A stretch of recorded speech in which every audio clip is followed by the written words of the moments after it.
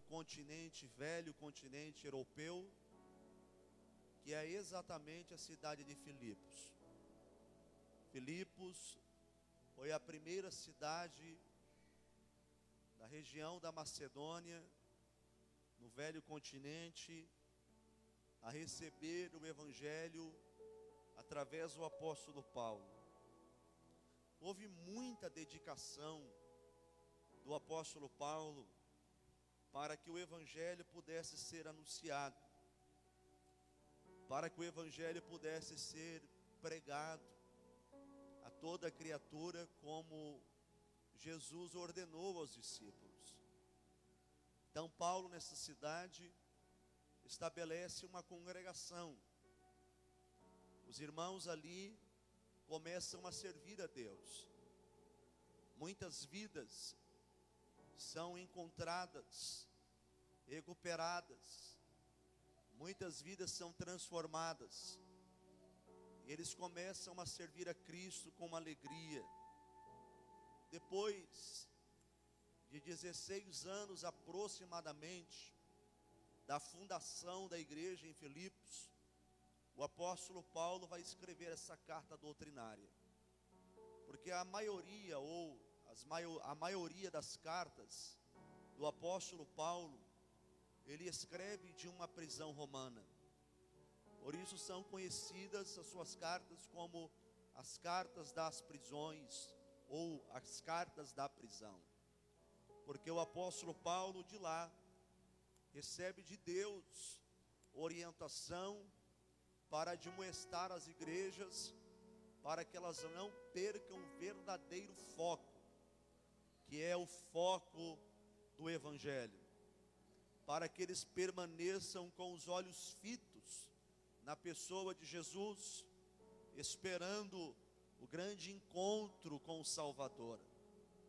Quando o apóstolo Paulo escreve esta linda carta, o apóstolo Paulo dá descrição da sua gratidão aos irmãos de Filipos, pois os irmãos de Filipos, quando Paulo teve necessidades, eles enviaram ofertas para auxiliar o apóstolo Paulo.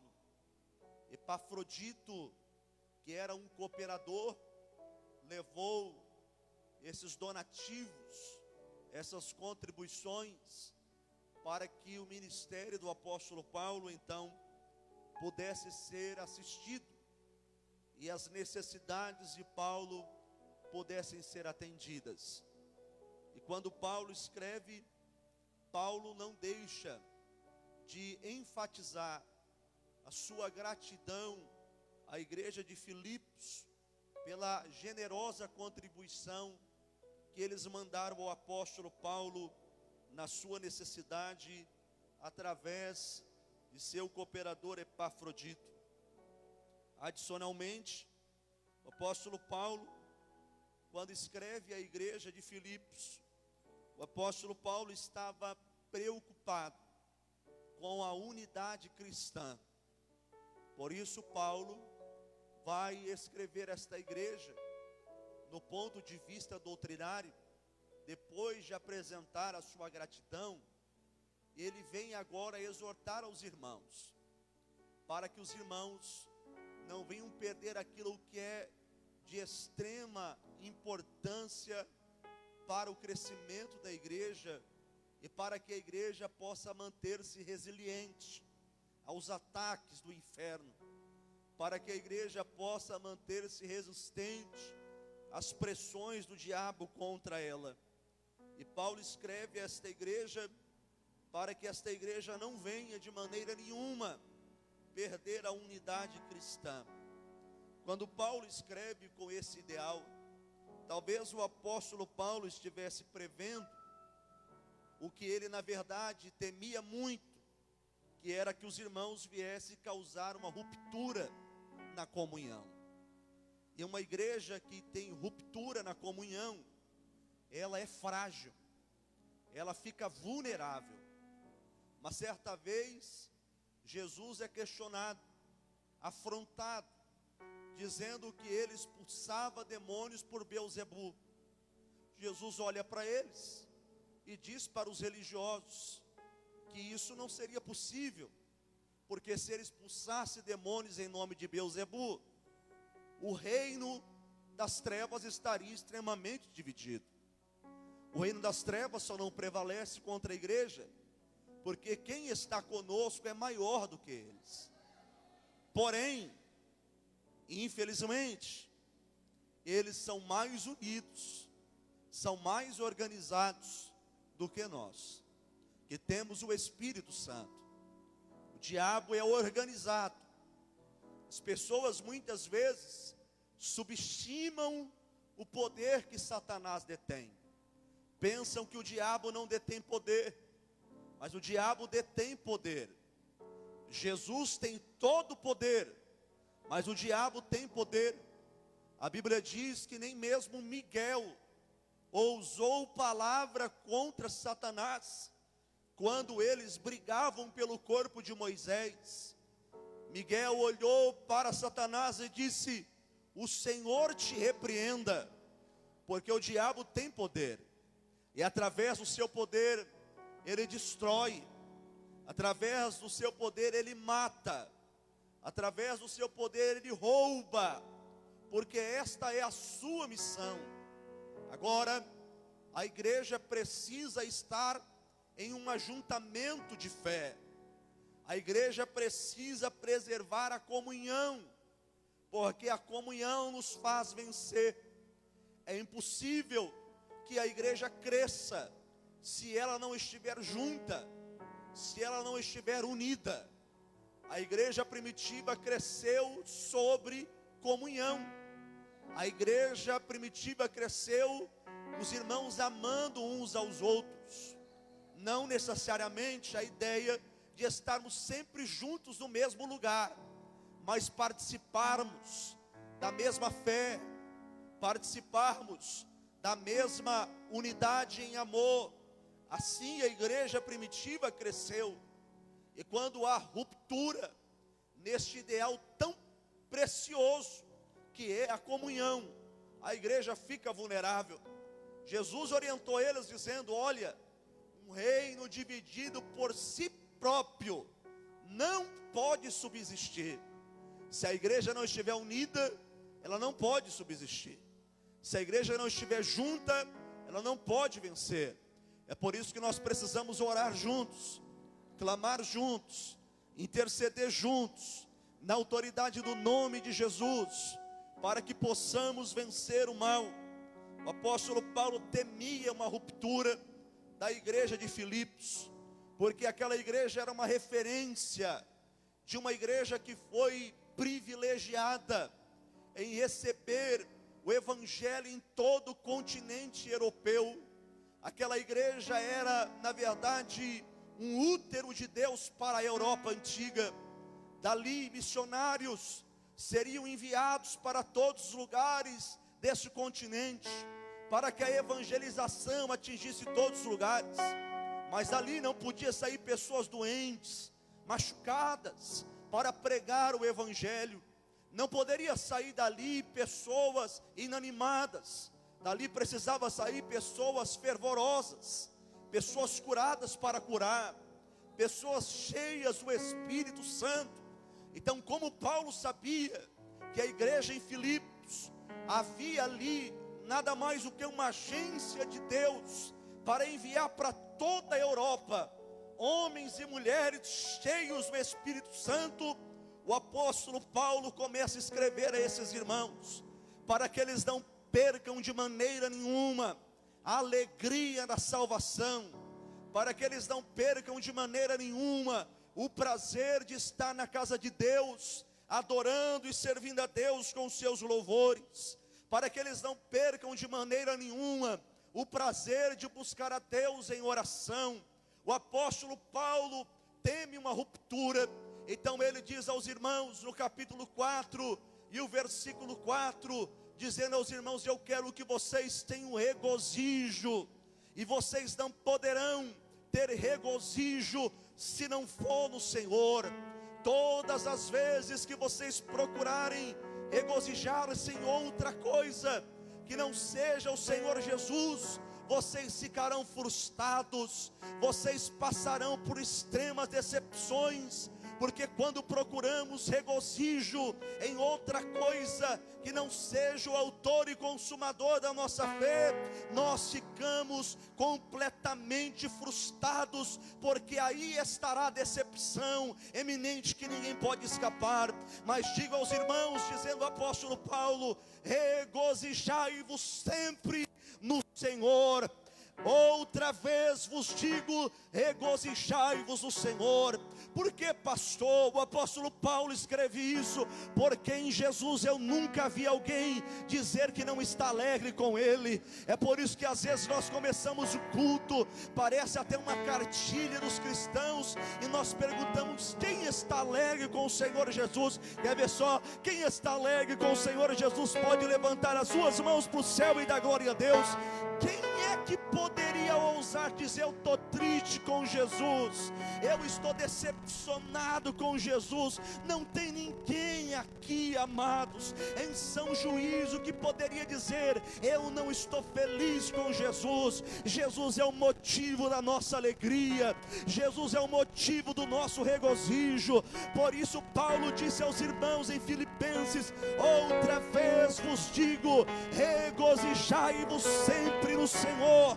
Porque em Jesus não há tristeza, em Jesus não há decepção, em Jesus não há derrota, em Jesus não há vergonha, em Jesus há salvação, em Jesus há poder de Deus, em Jesus há libertação, em Jesus há o céu, em Jesus tem o Espírito, em Jesus há unção, em Jesus há glória, em Jesus há poder. E eu não tenho medo de dizer isto: Jesus está presente neste lugar, porque Ele disse: aonde estiver 1, 2 ou 3 reunidos no meu nome, eu estou no meio. Por isso Ele diz à igreja da Areia Branca nesta noite: regozijai-vos no Senhor.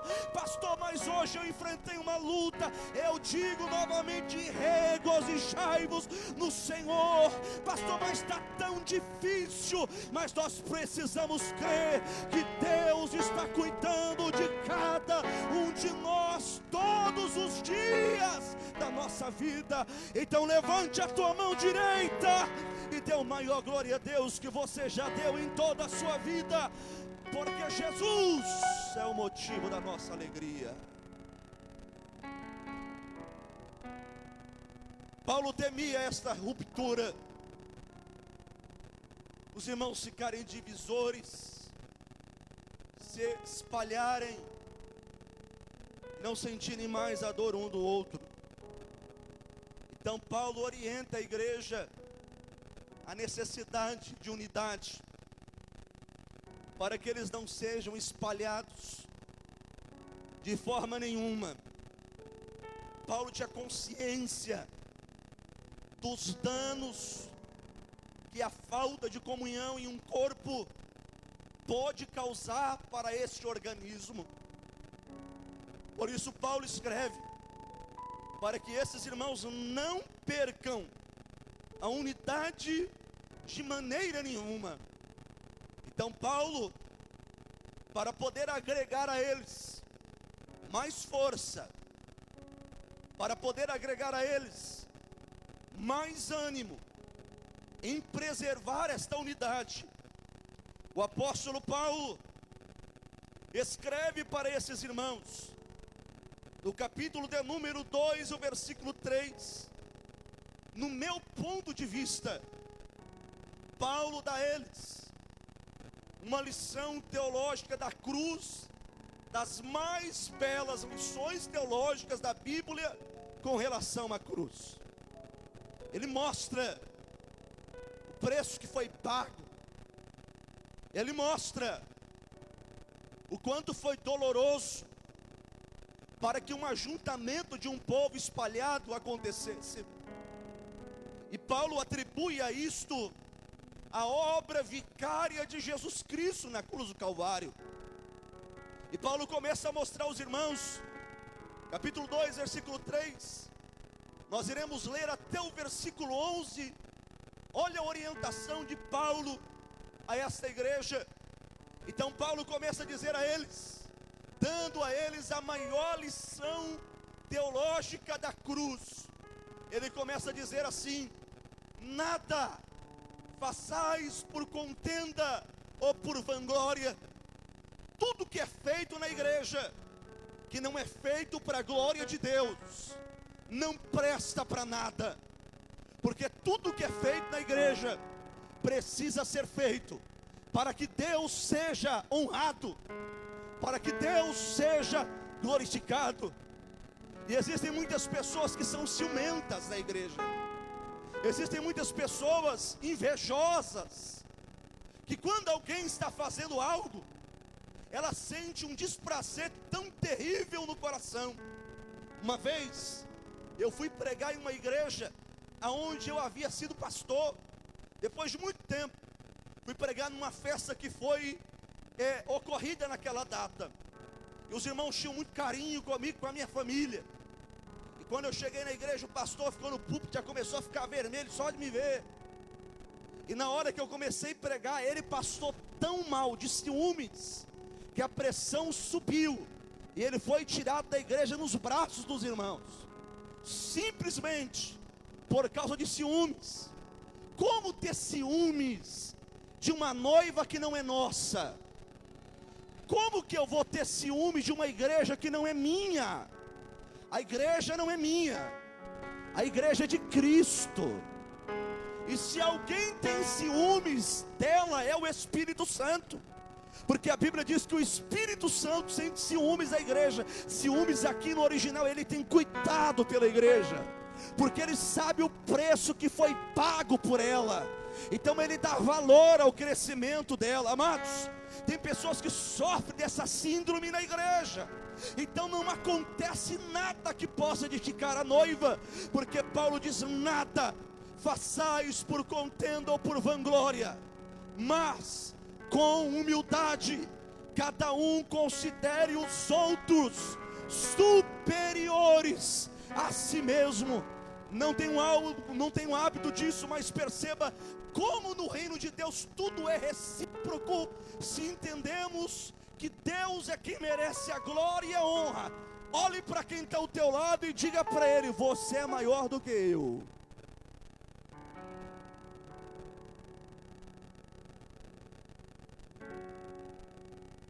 Olha para o outro irmão, para ele não ficar com ciúmes.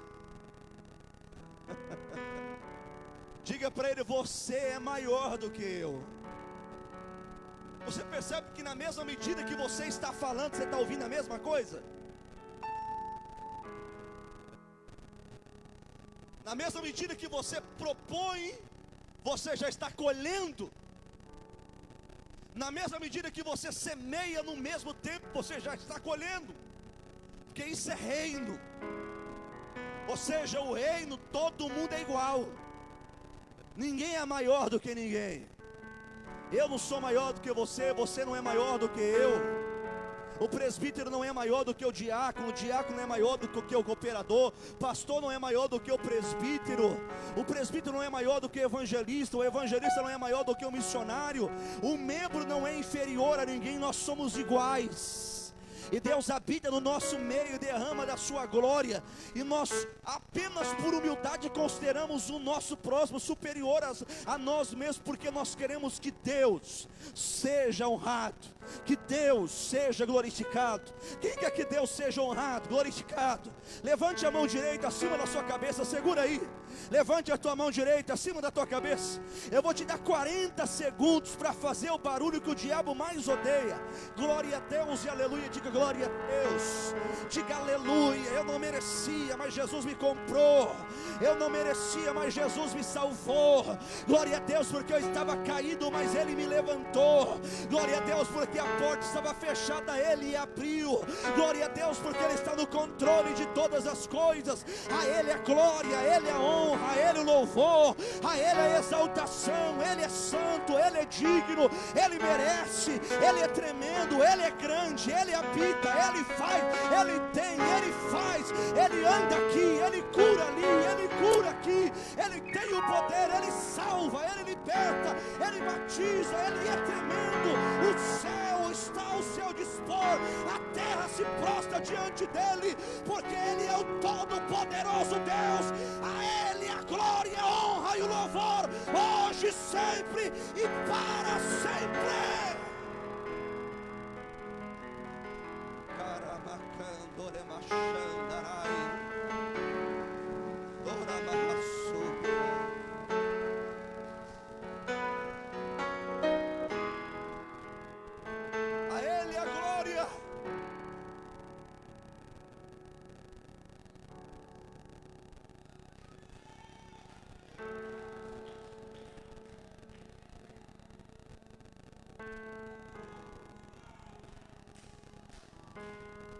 Por isso que Jesus nunca mandou ninguém andar sozinho. Toda vez que Jesus mandou alguém, ele mandou acompanhado. Esse negócio de carreira solo não existe no reino de Deus. Esse negócio comigo é carreira solo, porque tu é soberbo. Tu não quer dividir nada com ninguém. Reino de Deus é todo mundo junto. Por quê, pastor? Porque se um cair, o outro levanta. Caiu, pega na mão e diz: levanta, Deus é contigo. Isso é reino. Jesus disse que um cordão de 2 dobras, quem tentar quebrá-lo encontrará dificuldade. E se a igreja não prestar hoje nem para dar trabalho para o diabo, ela perdeu a finalidade de reino. Se o diabo encontrou a igreja com as portas abertas, porque ela está vulnerável, nós perdemos a nossa identidade em algum lugar. Mas Deus quer nos levar a acender a candeia. Sabe por que a gente não está encontrando o dom perdido? Porque as luzes estão apagadas. Mas não estão apagadas porque simplesmente foram apagadas. É porque está faltando azeite para a candeia acender. Porque tem candeia de vez em quando que acende, mas daqui a pouco apaga, só pressa para fazer fumaça. E os dons estão perdidos.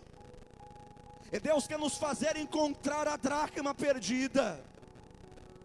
A mulher perdeu a dracma. Ela acendeu a candeia e pegou a vassoura. E ela começou a varrer a casa canto por canto. Enquanto ela não encontrou a dracma perdida, ela não parou. Mas para achar dracma tem que ter lâmpada. Para ter lâmpada tem que ter azeite. Para ter azeite tem que ter o Espírito Santo. Para encontrar tem que ter vassoura para varrer a casa. E eu quero dizer aos irmãos, Deus vai varrer a casa. E quando Deus pega a vassoura para varrer a casa, Deus arranca a sujeira, arranca a teia de aranha. Deus acha aquele garfo escondido lá que já tem um mês debaixo do sofá, mas a dracma vai ser achada. Porque é tempo onde a vanglória do homem na igreja vai cair por terra. Nós não vamos construir um altar para homem na igreja. Nós não vamos cair na idolatria. O altar aqui é de Jesus Cristo. A Ele a glória e a honra para sempre.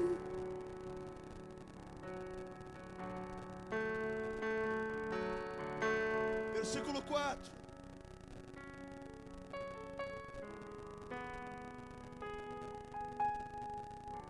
Não olhe cada um somente para o que é seu. Que tempo de egocentrismo nós estamos vivendo. Cada um por si, Deus para todos, ou Deus para todos, como queiram. O que importa é eu cuidar do meu. Paulo diz para a igreja: olha, não olhe cada um somente para o que é seu, mas cada qual também para o que é dos outros. Sabe qual que é a dificuldade que nós temos para manter a unidade? É que simplesmente quando nós vamos procurar alguma coisa na vida de alguém, nós Passamos a procurar os defeitos, os problemas, e desqualificamos no nível mais baixo o nosso próximo.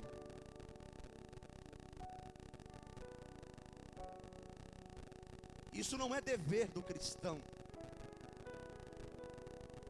Quando eu estou bem, eu preciso me preocupar com o meu irmão. Eu devo dizer: Deus, eu quero que o meu irmão esteja tão bem quanto eu estou, ou se não estiver, desejando o meu coração para que ele esteja melhor do que eu. Então eu vou adotar o meu irmão em oração, e o Espírito de Deus vai comunicar ao teu coração que o teu irmão precisa de ajuda. Mas ele precisa de ajuda para ser ajudado, não para ser atrapalhado. Parece um equívoco isso aqui, mas é um paradoxo, eu vou explicar. A sensibilidade do seu próximo é tão alta, é tão urgente, que muitas vezes ele abre a vida dele, o coração, a casa. E Deus quer que você tenha sensibilidade de como poder fazer algo para ajudá-lo, para que a vida seja transformada. Querido, tome muito cuidado para quem você abre a porta da sua casa. Tem pessoas que têm inveja da televisão que você tem, da geladeira que você tem inveja do copo que você tem. Tome cuidado, isso não deveria acontecer, porque isso não é reino. Quando eu abro a porta da minha casa, quando você abre a porta da sua casa para alguém, esse alguém precisa entrar e ter a sabedoria e a responsabilidade diante de Deus, que você abriu o altar familiar para ele. E quando esse altar é aberto, você precisa entender: eu não posso mais agora me preocupar apenas com o que é meu, mas eu tenho que me preocupar com o que é do meu irmão também.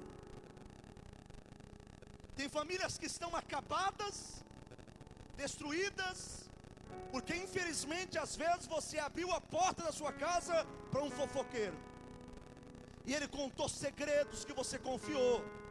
Mas eu quero dizer uma coisa: levanta a sua cabeça, porque Deus vai restaurar as coisas em nome do Senhor Jesus. Levante a mão e diga glória a Deus. Não vai ficar desse jeito. Deus vai restaurar sua casa, vai restaurar sua família, vai restaurar a sua vida por completo, porque Deus está no controle de todas as coisas. Versículo 5, olha o que o apóstolo Paulo diz à igreja: tente em vós aquele sentimento que houve também em Cristo Jesus. Qual é o sentimento que houve no coração de Cristo Jesus? Eles não merecem nada, mas mesmo assim eu não deixarei de ajudá-los. Versículo 6, partindo para o final: o qual subsistindo em forma de Deus, não considerou ser igual a Deus coisa que se devia aferrar. Versículo 7: mas esvaziou-se a si mesmo, tomando a forma de servo, tornando-se semelhante aos homens, e achando na forma de homem, humilhou-se a si mesmo, tornando-se obediente até a morte, morte de cruz. Pelo que também Deus o exaltou soberanamente, e lhe deu o nome que é sobre todo nome, para que ao nome de Jesus se dobre todo o joelho, dos que estão nos céus e na terra e debaixo da terra, e toda língua confesse que Jesus Cristo é o Senhor, para a glória de Deus o Pai.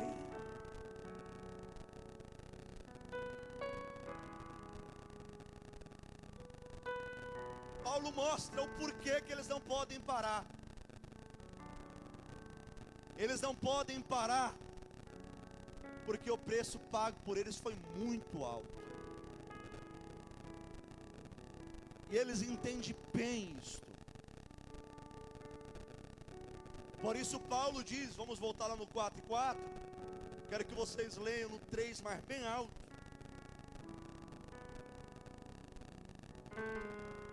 4:4.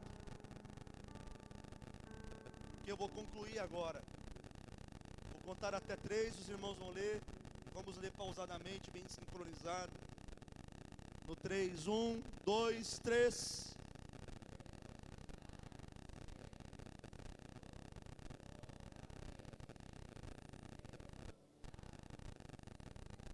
O ensaio ficou bom, mas vamos fazer para valer agora. 1, 2, 3.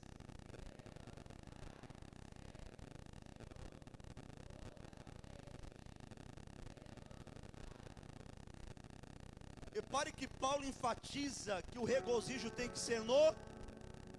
Vamos lá, vocês são inteligentes. Paulo enfatiza que o regozijo deve ser no... Muito bem. A palavra regozijar no texto grego é hairondes, que tem um significado. O significado é procurar, preste atenção, hairondes no grego, regozijar, procurar um motivo para continuar alegre. Os três entenderam.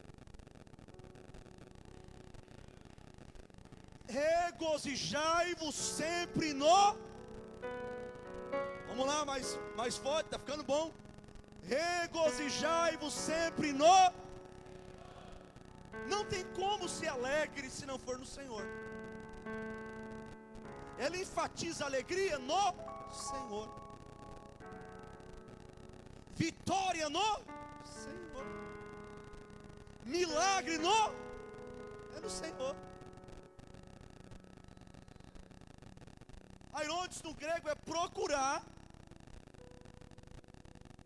um motivo para continuar alegre. Por que, pastor, procurar um motivo para continuar alegre?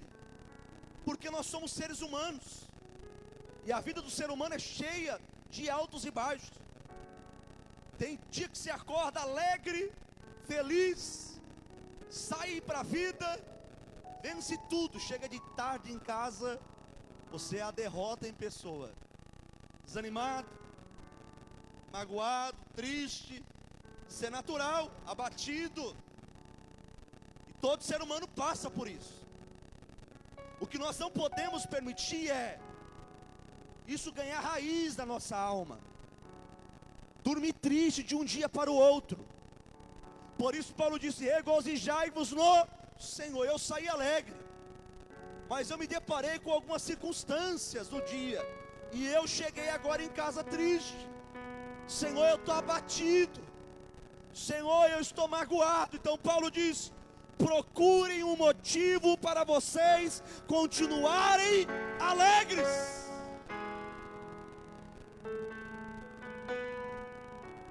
E qual que é o motivo, pastor? O motivo é o Senhor. Por quê? Porque hoje as tarefas foram difíceis, algumas coisas saíram fora do planejado, mas Senhor, eu não vou dormir triste, porque se o Senhor voltar esta noite, ou se eu morrer, eu tenho certeza da vida eterna. O Senhor é a minha força e a minha alegria.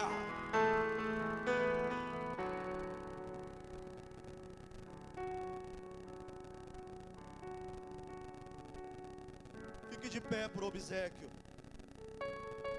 Filipenses 3, 13 e 14, olha. Vou concluir com esse versículo aqui. Procurar um motivo para continuar alegre.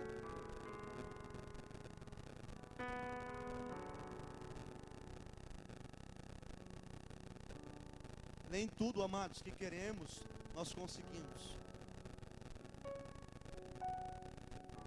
Não é sempre que nós vamos ouvir sim, embora queríamos ouvir de qualquer jeito. Às vezes a gente tem que saber ouvir não. E às vezes ficamos tristes com algumas coisas, mas eu preciso procurar, através do Espírito Santo, que eu tenho um motivo para permanecer alegre. Eu vou dizer, amados, podemos perder tudo nessa vida, mas quem tem a certeza da salvação não tem motivo para ficar triste. Então nós precisamos encontrar isso aonde? No Senhor. Aí Paulo diz assim: irmãos, quanto a mim, não julgo que haja alcançado, mas olha só, ele vence qualquer frustração, qualquer sentimento de derrota, de angústia. Quem está escrevendo aqui, irmão, não está deitado numa rede tomando água de coco, não. Quem está escrevendo isso aqui, sabe aonde ele está? Ele está numa prisão, pior, esperando a morte, talvez com as costas cheias de ferida, açoitado. Ele não escreve isso de um ângulo confortável, porque de repente alguém pode dizer, é fácil falar isso, está na rede, na sombra, tomando água de coco. Mas quem escreve isso está algemado, está numa prisão subterrânea, sofrido. E ele diz, quanto a mim, eu não julgo ter alcançado, mas isso aqui é para arrancar a glória a Deus da alma, viu, irmãos? Mas uma coisa faço, e é que esquecendo-me das coisas que atrás ficam, e avançando para as que estão adiante. 14 é para você dar o glória a Deus mais alto da sua vida. Se você precisar de um motivo para permanecer alegre, Jesus é o motivo. Aí ele diz, eu poderia olhar para trás, ora, homem respeitadíssimo, homem que tinha autoridade, depois que se converte, passa a sofrer, está preso, mas ele olha para aquilo que lhe traz alegria, ele traz vontade de continuar caminhando. Jesus, o autor e consumador da fé. Prossigo para o alvo, pelo prêmio da vocação celestial, em Cristo Jesus. Vamos prosseguir para o alvo.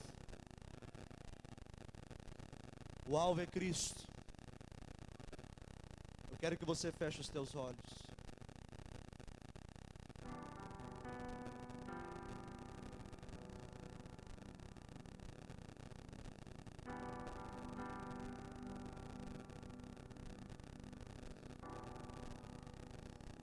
Feche os olhos e adore a Deus.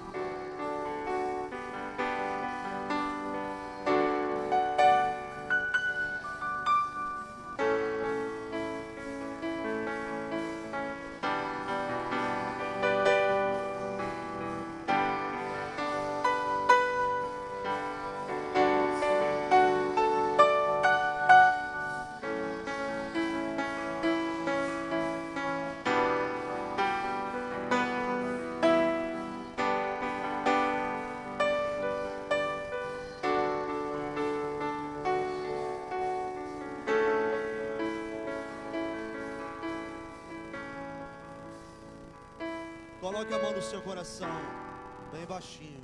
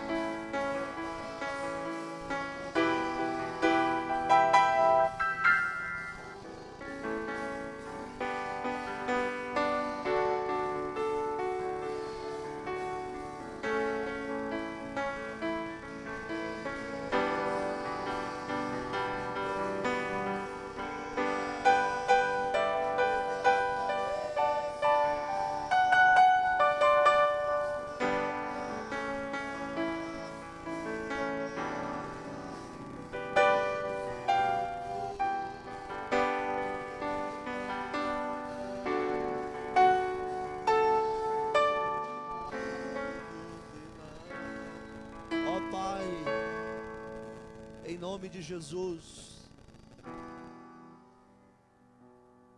nós estamos na sua presença,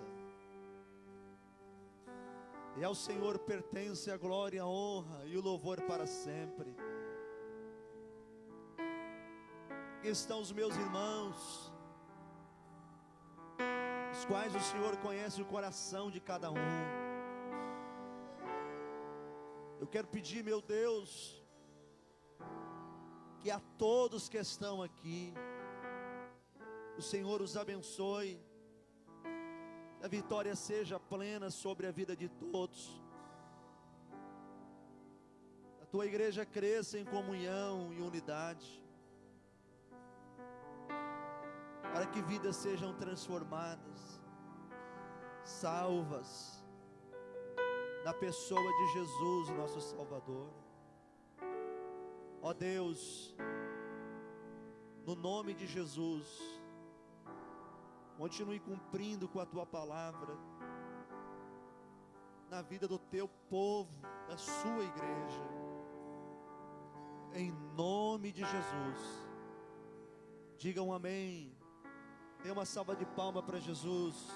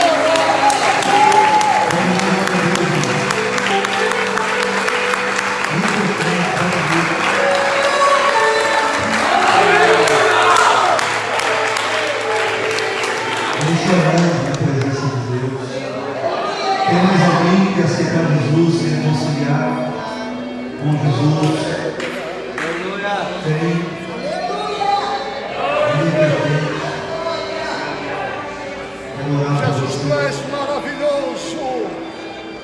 Irmãos, esteja orando. Esse é o ato mais belo da igreja. Glória. Quando uma vida se entrega ao Senhor.